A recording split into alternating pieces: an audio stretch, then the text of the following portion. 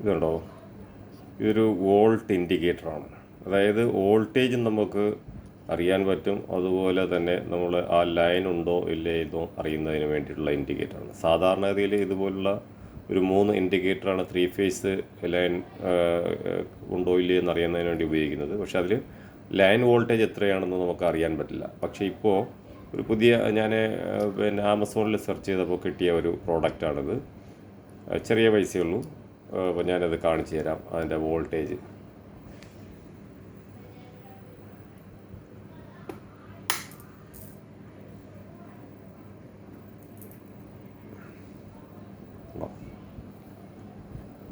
$224 volt കാണിക്കുന്നുണ്ടോ. 224 വോൾട്ടും അത് ഇങ്ങനെ കത്തി കിടക്കുന്നതുകൊണ്ട് ആ ലൈൻ ഉണ്ട് എന്നും നമുക്ക് അറിയാൻ പറ്റും. ആ ലൈൻ ഉണ്ടെന്നുള്ളതും ആ ലൈനിൻ്റെ വോൾട്ടേജ് 224 ആണ് എന്നുള്ളതും നമുക്കറിയാൻ പറ്റും. അപ്പോൾ അതിന് സാധാരണ 3 ഫേസിന് 3 കളറാണ് ഉപയോഗിക്കുന്നത്.